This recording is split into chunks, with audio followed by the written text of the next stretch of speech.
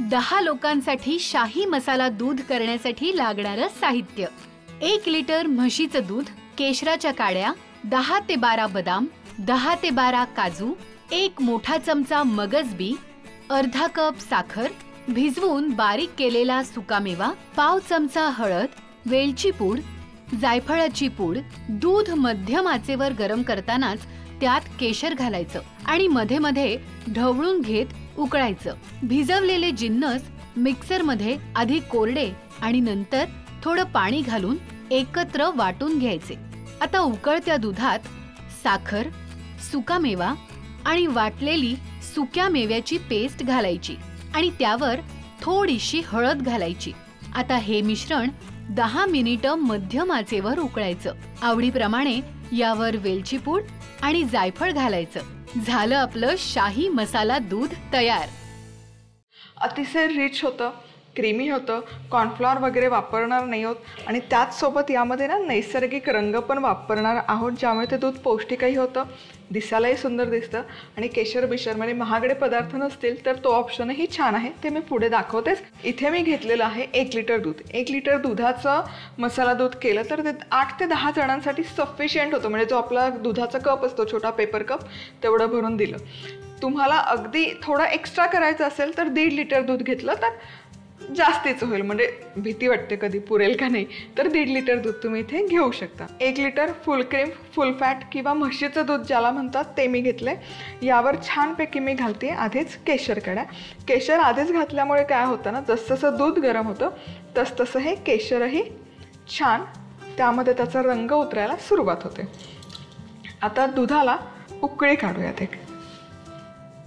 आता इथे ना हे दूध जसं आपण शिजवतो ना किंवा गरम करतो तसं 2-2 मिनिटांनी असं ढवळून घेणं अत्यंत गरजेचं आहे. नाहीतर काय होतं ना, दुधामध्ये जे फॅट्स आहेत ते फॅट्स कढईच्या बेसला चिकटतात आणि मग दूध हलकंसं करपण्याची शक्यता असते. ते टाळण्यासाठी मध्ये मध्ये लक्ष देणं आणि असं ढवळत राहणं गरजेचं आहे. दूध गरम होतोय तोवर आपण या शाही मसाला दूधसाठी शाही तयारी करूयात. तर सगळ्यात आधी काय करायचं, सगळ्यात आधी घ्यायचे बदाम. म्हणजे 1 लिटर दूध असेल तर 10 ते 12 बदाम पुरेसे होतात. त्यामध्ये गरम पाणी घालायचं आणि 1 तासभर भिजण्यासाठी ठेवायचे. त्याचसोबत इथे घ्यायचे 10 ते 12 काजू एका बाउलमध्ये. त्यामध्ये घालायचं 1 मोठा चमचा मगजबी. मगजबी नसेल तर काय करायचं, काही नाही करायचं, 10 ते 12 शेंगदाणे घ्यायचे, कच्चे शेंगदाणे. बदामासोबतच तेही भिजत घालायचे आणि पुढे काय करायचं ते सांगते. सो हे दोनही जिन्नस साधारण 1 तासभर भिजवून घ्यायचे. 1 तासभर भिजत झाले की तुम्ही बघू शकाल बदामाची टरफलं फटाफट निघतात. बदामाची टरफलं काढून घ्यायची आणि यातलं जे पाणी आहे, मगजबी आणि काजू भिजत घातलेलं ते पण पाणी पूर्ण उपसून काढायचं. तुम्ही जर इथे मगज नसेल वापरत तर शेंगदाण्याची टरफलं फक्त काढून घ्यायची, कारण ती टरफलं मग दुधामध्ये दिसायला छान नाही दिसत. नाही काढली तरी हरकत नाही. मिक्सरचं भांडं आहे, यामध्ये घालूयात हे भिजवलेले मगजबी आणि काजू. आता हे जे बदाम आहेत भिजवून त्याची टरफलं काढून घेतली होती, हेही घालूयात आणि आत्ता पाणी न घालता याचं पेस्ट तयार करूयात. हे हलकंसं फिरवून झालं की मग आता यामध्ये पाणी घालायचं. पाण्यासकट सुरुवातीला जर आधी तुम्ही याची पेस्ट तयार करायला गेलात ना तर काय होतं, छान अशी फाईन पेस्ट तयार होत नाही. त्यामुळे पाणी नंतर घालूयात आणि आता छान पेस्ट तयार करूयात.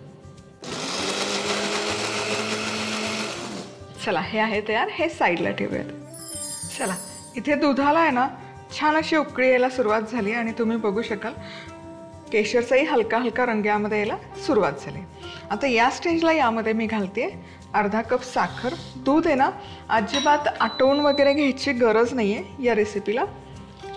सुकामेवा पुन्हा, कारण शाही मसाला दूध करत आहोत त्यामुळे हे भिजवलेलेच जे आपण जिन्नस घेतले होते त्यातले थोडे मी जास्त भिजवले होते आणि तेच चिरून मी यामध्ये घालते.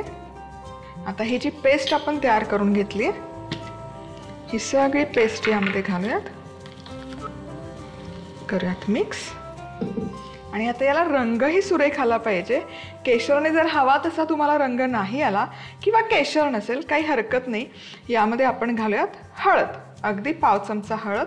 हळदीने नैसर्गिक रंग त्यामध्ये उतरतो, दिसायला सुंदर दिसतो आणि दुधाची पौष्टिकता पण वाढते. आणि अजिबात कोणाला कळणार नाही यामध्ये आपण हळद वापरलेली आहे.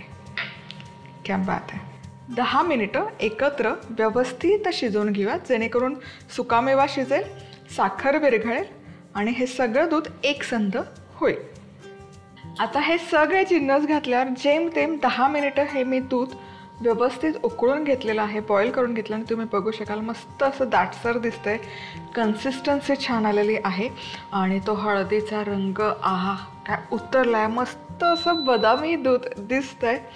क्या बात आहे. खूप गडद नाही आणि खूप लाईटही नाही. गॅस केलेला आहे बंद. आता यामध्ये घालूयात वेलची पूड. सो इथे 6 वेलची मी घेतलेली आहे, अख्खी वेलची, त्याच्या बिया काढून त्याची पूड तयार केली आणि अगदी चिमूटभर, चिमूटपेक्षाही कमी किंवा नगभर म्हणलं तरी चालेल, जायफळ. हे करूयात मिक्स आणि मस्तपैकी आपलं हे मसाला दूध बनवून झालेलं आहे तयार.